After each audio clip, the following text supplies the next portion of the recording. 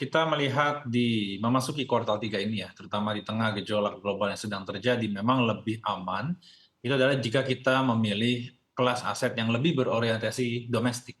Nah, ini kita lihat ada sifat ini adanya pada pasar saham, di mana performa pasar saham akan lebih ditentukan oleh earnings ya, tingkat earnings yang diciptakan di dalam negeri.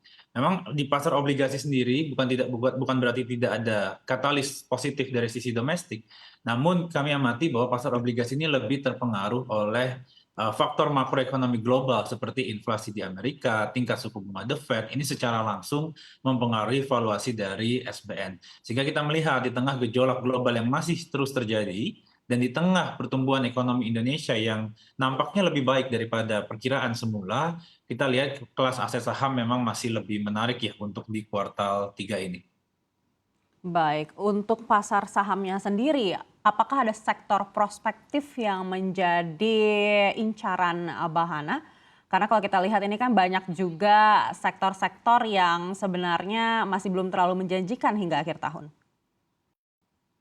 Ya, ketika kita katakan bahwa sektor berorientasi domestik itu biasanya identik dengan perbankan, sektor konsumen, kemudian telekomunikasi, dan juga sektor kesehatan. Nah, kita lihat keempat sektor ini masih akan terus diuntungkan selama pertumbuhan ekonomi domestik tetap kencang, tetap di atas 5%, yang mana kita ekspektasikan itu akan dapat terjadi hingga akhir tahun, pertumbuhan Indonesia masih akan tetap di atas 5%.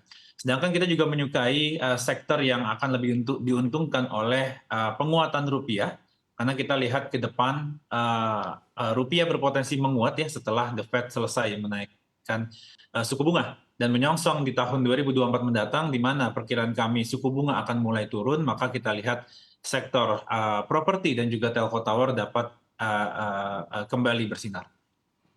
Artinya untuk sektor komoditas ini sudah tidak terlalu menarik untuk Bahana. Ya, memang komoditas kita lihat harganya sudah tidak turun sebagaimana di paruh pertama tahun ini ya. Harga komoditas sempat turun cukup dalam hingga hari ini, namun belum nampak bangkit kembali.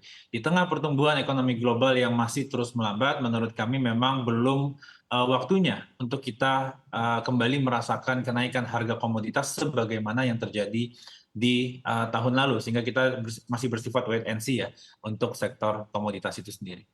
Baik, sempat disebutkan dari institusi internasional kalau justru harga komoditas emas ini bisa menyentuh $2.500. Apakah Anda melihat ada peluang di sini? Ya, untuk komoditas emas kita biasanya melihat secara makro emas itu adalah lawan dari dolar. Jika dolar kita ekspektasikan ke depan melemah, maka emas berpeluang untuk menguat. Ke depan kita lihat dolar memiliki peluang untuk melemah relatif terhadap mata uang lainnya maupun relatif terhadap komoditas seperti emas ya. Sehingga kita lihat prospek emas ke depan masih cukup baik di tengah perubahan arah dolar yang ke depan kemungkinan akan melemah. Baik, dan untuk sektor yang terkait dengan, pasar ekuitas kita untuk, komoditas emas, apakah menurut Anda ini juga akan bergelora?